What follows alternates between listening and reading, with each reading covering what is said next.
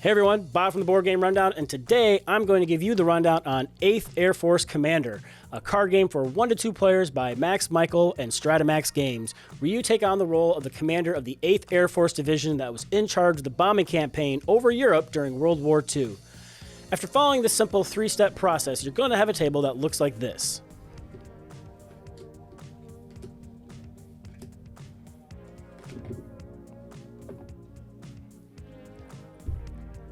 The turn sequence is as follows. First, you're going to deal 1 card from the German Air Force deck face down in front of each target area, even areas that you've completed the necessary bombing runs. If you ever run out of cards, reshuffle the discard pile and keep dealing. If you can't deal 3 cards, you lose.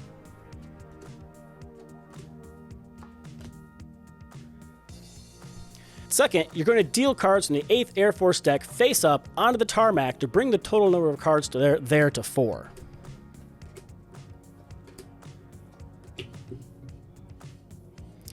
Third, you're going to deal yourself 4 face-up cards from the operations deck and add them to any cards that might be held back from previous turns. In this game, unlike many other deck builders, you can save cards from turn to turn, and there is no hand limit. If you cannot deal yourself 4 cards, you're going to shuffle your discard pile and keep dealing.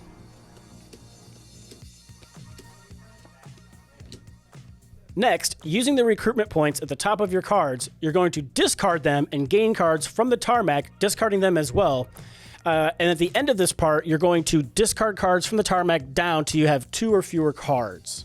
So let's see. The recruitment points are listed here. I'm going to pay 2 to gain that. And I have to take the socked in. If a socked in comes up, you have to take that. So I'm going to go ahead and take that. And I'm down to 2, so that's where it has to be.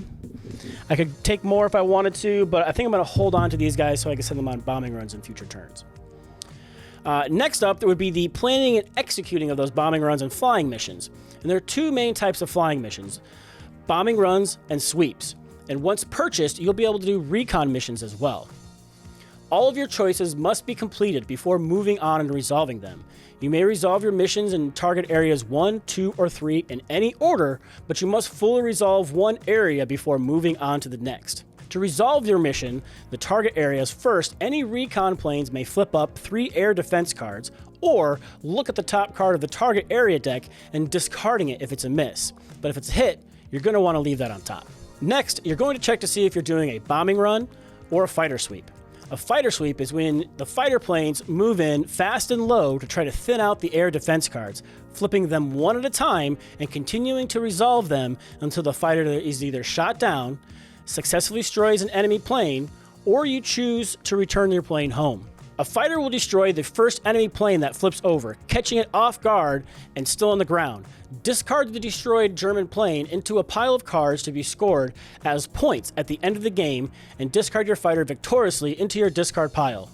If a flak card is drawn, check to see how much damage is done to the type of fighter you're flying and see if it is enough to kill it. 1 flak kills a P-51. It takes 2 flak to shoot down a P-47, as denoted by the silhouettes on the cards. Place destroyed fighters off to the side of the box as they are removed from the game. If you are doing a bombing run, you may choose to send fighters with your bombers to help protect them. Keep in mind the range of fighter planes. Fighter planes may only go to the target areas that the planes are silhouetted or depicted on it. This goes for sweeps and bombing runs. When resolving bombing run, assign revealed fighters to escorting fighters on strongest versus strongest scenario, based on the combat power listed in the upper left of each card. If a new, stronger fighter is revealed, slide all enemy fighters down 1 to maintain the first 2 strongest against each other, followed by the second strongest, and so on. Any smoke pots or flak revealed should be kept to the side and tally them together once the final bombing strength has been calculated. If enough air defense cards have been turned over to defeat all of the allied planes, stop revealing cards and leave any face-down cards there for future turns. If there are still bombers left after flipping all of the cards in the area, add their combat power together and subtract the number of cards shown on the smoke pots and flat cards, and reveal cards from the top of the target deck equal to the remainder. You must reveal 4 hits from Area 1, 3 hits from Area 2, and 2 hits from Area 3 in order to qualify for a victory, and then points are rewarded based on the number of hits in each area, plus the number of shot down planes are going to be worth points at the end of the game as well to determine the extent of your win. Any surviving fighters are discarded along with your bombers to your discard pile.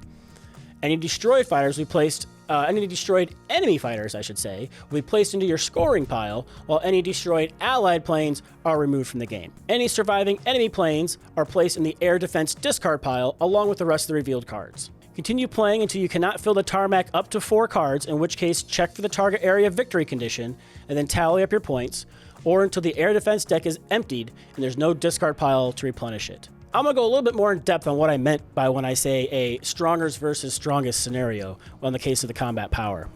So let's say, for instance, I drew my 4 more cards for the next turn. Oops, socked in. That's no good. And then we would have added 2 cards to the tarmac. And we would have added a few more cards to the air defense. But now we're going to say we're going to go on a bombing run. If, for instance, I had a fighter plane. I thought I had a fighter plane. I had this fighter plane right here. But I have a fighter plane, and I sent a couple of bombers with it, and this is going to be my bombing run. These are what I'm setting. I'm going to send them at target area 1. First thing I'm going to do is I'm going to flip over this first card. He has a combat strength for 1 versus fighters. He will go after my fighter because the fighter is going to move quickly to intercept that fighter before it has a chance to get to my bomber. Then I'm going to reveal the next card.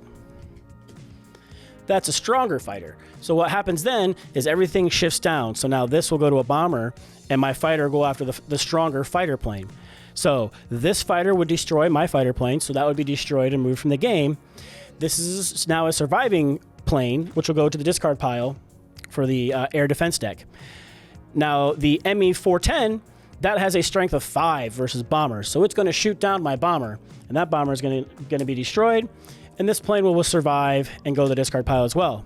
However, I still have 2 bombing strength left. There is no more air defense. I will now get to flip over 2 cards from the attack deck, or the target area deck. The first one is just outside the target area, so that is a miss.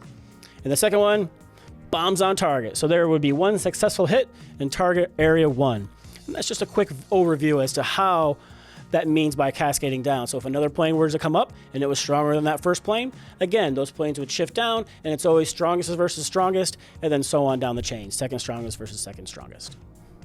And that's the basic rundown on how to play 8th Air Force Commander. If this sounds interesting to you at all, please check out the full playthrough with the designer Max Michael. That will be coming out soon, hopefully right there.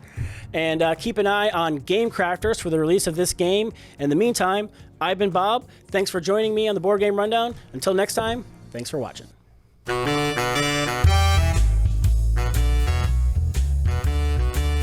If you can say the title's only 3 words.